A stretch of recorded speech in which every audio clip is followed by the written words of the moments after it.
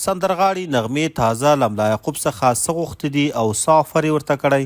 که غواړئ چې په اړه یې پوره معلومات ترلاسه کړئ نو ویډیو تر پایه وګورئ. نغمه خاپري وایي چې د طالبانو دفاع وزیر ملا یعقوب ته مې ویلي دي چې ملا صاحب دا بند د جوړولو په صورت کې زه له تاسو سره 40,000 امریکایي ډالر مرسته کوم. نغمه خاپري وایي چې زه چمتو یم د کونړ سیند د بند په جوړولو کې له ملا یعقوب او طالبانو سره مرسته وکړم.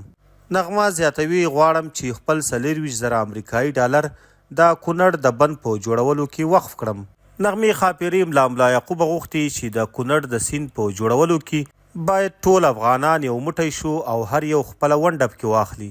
او د سندرغاړي نغمې په ځواب کې ملا یعقوب هم نغمې ته وعده ورکړه چې زه به هرومرو په خپل پوره وس او توان سره د کونړ په اوبو بند جوړوم او ګاونډي به حیران او وچکالۍ ته مجبوره کړم. ملا یعقوب تازه له ملي تلویزیون سره په خپله تازه مرکه کې زیاته کړې ده د افغانستان اوبو د افغانانو پرته د هیچ چا حق هم نه دی او موږ هم د هیچ چا څخه د اجازې اخیستلو ضرورت نه لرو.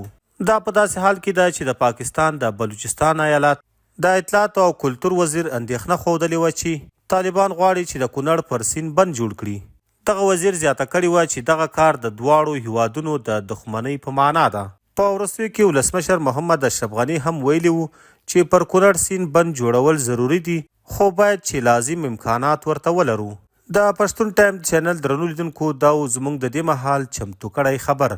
تاسو د سندرغاړي نغمې ملا یعقوب او ولسمشر محمد اشرف غني دا وینا په اړه څه نظر لرئ؟ نظر مو راسره په کمنټ کې ضرور شریک کړئ او د نورو داسې تازه او معلوماتي ویډیوګانو دپاره پښتون ټایم چینل همدا اوس سبسکرایب کړئ. تر بل ویډیو مو په لوی او بخښونکي رب سپارم.